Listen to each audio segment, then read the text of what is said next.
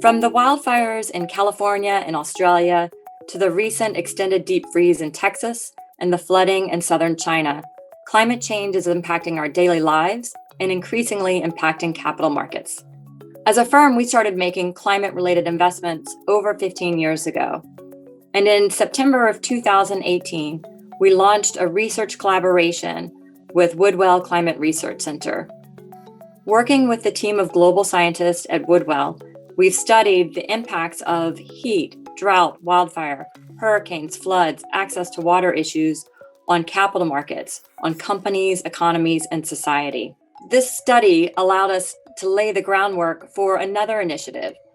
And in December of 2020, we became founding members of the Net Zero Asset Managers Initiative.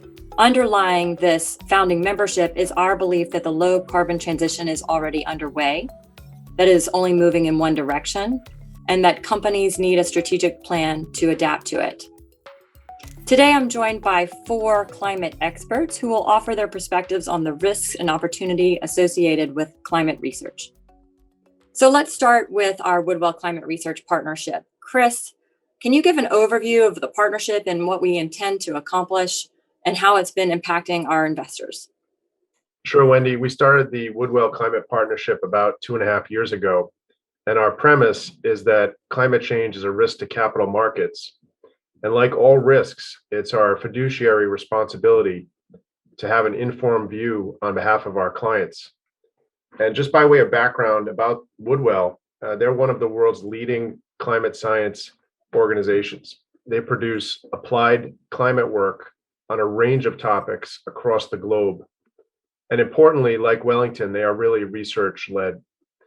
So with respect to that research, the first project that we collaborated on was to identify and project and then visually map the key physical risks from climate change. And so we created a tool called SERA, the Climate Exposure Risk Application, to actually project and map those risks in the coming decades. And what we learned from this tool and through our work with Woodwell is that the world needs mitigation and adaptation. Mitigation essentially means that we need to substantially lower our emission levels over the coming years, and that's vital. But adaptation for society, in other words, becoming more resilient to climate change, is also critical. And in fact, much of the damage that we face, unfortunately, is inalterable in the next few decades. And you see that already in the evidence of the events that we've been facing. You look at the number of times you see record hurricanes, record heat, record floods. And so society has to adapt. And we are highly focused on where and how that spend for society will take place. That's a good segue to Alan. Alan, as a long-short investor who focuses on opportunities related to the energy transition, what are some of the ideas that you're focused on today? As Chris mentions, the broad opportunity set seems best framed by thinking about both climate risk mitigation and adaptation. Climate mitigation solves the problem at its core, which is about lowering the CO2 intensity of the global economy. It's not synonymous with sustainable growth, but it is related, and it enables sustainable economic development in areas as diverse and broad as renewables, energy efficiency, and sustainable transport. Climate adaptation, as Chris mentions, is a nod to the unfortunate reality that climate has or will keep showing up, often in ways that are hard to appreciate today. These tend to be the first and second order impacts of physical climate risk over time, whether through the rising occurrence of natural disasters or weather anomalies that countries often find themselves ill-suited to deal with. And they will have to adapt by implementing much more infrastructure and climate resilience technology, whether it relates to water infrastructure, the ability to map climate risks specifically to certain properties, or other forms of physical resilience. Chris, I know our physical risk research collaboration with Woodwell also involves several large asset owners. What are some of the frameworks you've been working on with them? So when we launched the partnership, we made a joint announcement with CalPERS, State of California Pension, that they would be joining us in this research. And since then, Ontario Teachers Pension Plan has joined, as well as a large Australian asset owner. This is important because these institutions are global, they have long time horizons and large pools of assets. And of course, they have a responsibility to meet the obligation of their end beneficiaries over that time horizon. So all three of these institutions have similar interests in how climate may develop and impact society and markets over that time. We've done significant work with each of them, and I'll point to two areas in particular that may be of interest. One is disclosure. So we believe that disclosure will be a key mechanism to properly evaluate companies and affect change.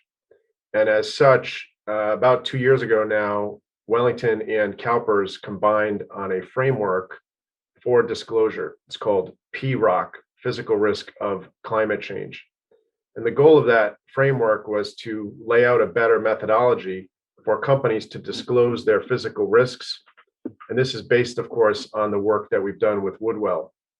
We now actively share that framework with companies and executive teams that we meet with. And it was also referenced in the United States CFTC, Commodities Future Trading Commission report on climate change. The second area I would point to is applied research. And here you might think about one of these asset owners contemplating buying or selling a physical asset, a physical investment. And so that would require data about the climate in that area, that geography, what the future holds on any of those risks. So these projections are geographically based and out into the next 10, 20, 30 years.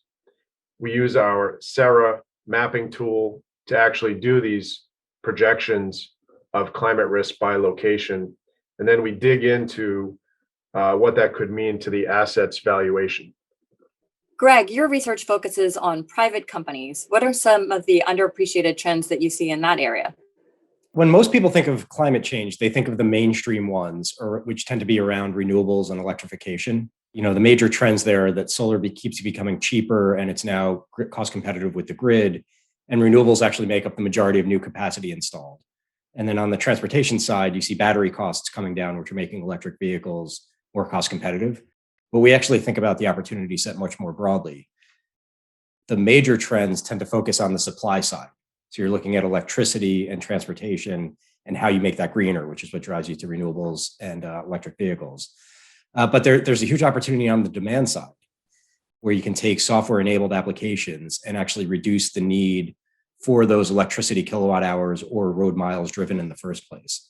So that leads us to get really excited about opportunities where you're adding technologies like AI and analytics and connectivity and sensors, and finding ways to make things more efficient, which translates to better climate usage.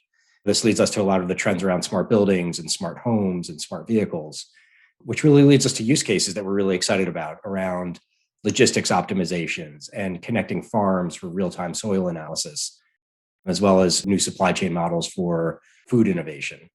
We've already touched on adaptation as well as a theme, and we see huge opportunities there to make infrastructure more resilient to the impacts that we're seeing from climate change.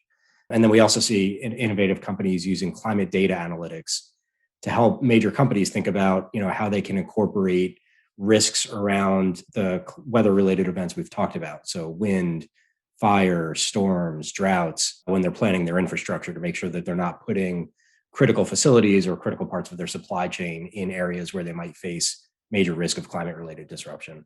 Hillary, about a year ago, you shifted from covering ESG research from a public company's perspective to leading our ESG initiative within our private investments group. How do those two areas of research complement each other, and what insights do you bring to the climate research? With my recent move over to the private investment team from the public side, I found it's been really helpful sharing climate and ESG insights across asset classes. So as we've been discussing, the private market is ripe with climate and innovation. But our public portfolio companies are a great source of ideas and referrals. So as one example, when we're conducting due diligence on new carbon accounting software, being able to gauge public company interest in and adoption of these tools is incredibly informative to our research. And at the same time, we can help facilitate critical relationships between public and private companies. We're also keenly focused on measurement.